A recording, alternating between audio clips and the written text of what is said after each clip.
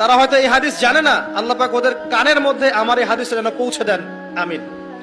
নবী সাল্লাল্লাহু আলাইহি ওয়াসাল্লাম বলেছেন, আমি মেরাজের রাতে যখন গিয়েছি তখন এক শ্রেণীর মানুষকে দেখেছি, ওদেরকে শাস্তি দেয়া হচ্ছে। কি শাস্তি? জাহান্নামীদের রক্ত এবং পুজ ওদেরকে খেতে দেয়া হচ্ছে। জিবরাইল আলাইহিস সালামকে জিজ্ঞাসা করা হলো যে এরা কারা? তিনি বললেন, এরা আপনার উম্মতের সেই সব ব্যক্তি যারা মাদকদ্রব্য সেবন করত। আল্লাহ রাব্বুল আলামিন তার হাবিবের মাধ্যমে জানিয়েছেন, যখন কোন মুসলিম মাদক সেবন করে বা কোনো ব্যক্তি মাদক সেবন করে তখন 40 দিন তার নামাজ কবুল হয় না। এরপর যদি সে তওবা করে তাহলে আল্লাহ পাক তার তওবা কবুল করবেন ইনশাআল্লাহ। যদি সে আবারও মাদক খায় তওবা করার পর, আবার 40 দিন তার নামাজ কবুল হবে না।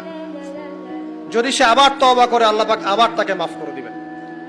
যদি সে আবারও মাদক খায় আবার 40 দিন তার নামাজ কবুল হবে না।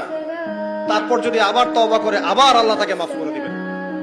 এরপরেও যদি সে আবার মাদক দ্রব্য সেবন করে, নবী সাল্লাল্লাহু আলাইহি ওয়াসাল্লাম বলছেন তাকে আল্লাহ রাব্বুল আলামিন পরকালে মৃত্যুর পরে তিনাতুল খাবাল পান করাবেন। তিনাতুল খাবাল। জিজ্ঞাসা করা হলো, ইয়া রাসূলুল্লাহ, তিনাতুল খাবাল কি জিনিস? নবী সাল্লাল্লাহু আলাইহি ওয়াসাল্লাম উত্তর দিচ্ছেন, এটা হচ্ছে জাহান্নামীদের রক্ত, মাংস, এগুলো পুড়ে পচে যে রসটা বের হবে, এটা হচ্ছে তিনাতুল খাবাল।